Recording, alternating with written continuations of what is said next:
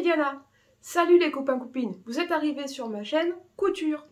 Vous pouvez aussi me retrouver sur Instagram avec le pseudo ViriOrGlide of Life. J'ai un site internet sur lequel vous retrouvez mes créations, vogol.fr, et je suis aussi coach couture pour Urban Fairy.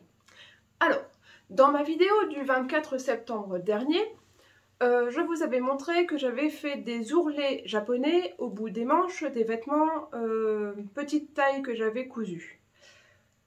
C'est un ourlet japonais, on appelle aussi faux ourlet. Ça se fait à la surjeteuse. Ça évite d'avoir à désenfiler pour le mettre en recouvreuse. Ou installer une aiguille double sur la machine à coudre. Alors, vous me l'avez demandé, le voilà. C'est parti pour le tuto de l'ourlet japonais.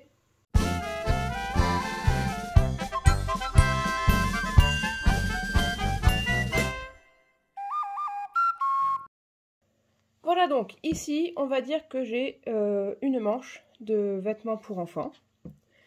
L'ourlet prévu est d'environ 2 cm.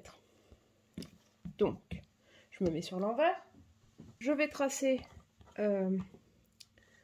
4 cm pour pouvoir faire un ourlet, donc un rempli de 2 cm. Hop. 1, 2, 3, 4, c'est ici.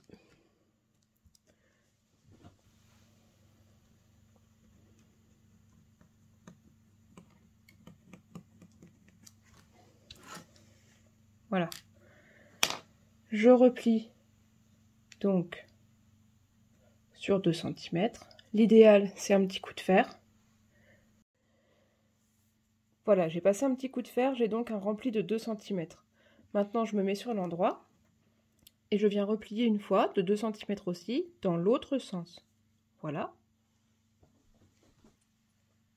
Un petit clip pour maintenir en place et on va pouvoir passer à la surjeteuse.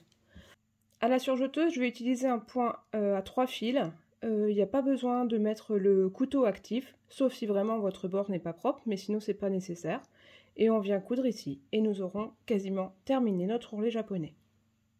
Je suis donc arrivée à la surjeteuse, j'ai laissé uniquement l'aiguille de gauche, donc 3 fils. En même temps, soyons d'accord, hein, si vous êtes monté en 4 fils, ça marche aussi en 4 fils. Mais disons que ce n'est pas nécessaire. J'ai enlevé mon couteau parce que mon tissu est coupé bien droit et que je n'ai donc pas besoin de recouper. Hop, et je pars doucement. J'ai mis une longueur de point moyen aux environs de 3 mm, une largeur assez petite à 5,5 ou 6 mm. Et c'est parti!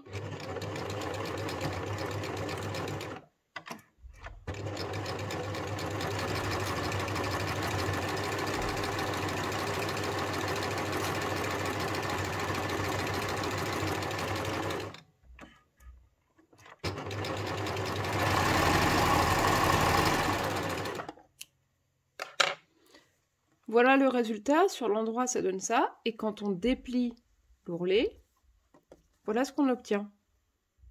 C'est un faux ourlet, c'est comme s'il y avait, esthétiquement comme s'il y avait une bande rapportée, mais il n'y en a pas.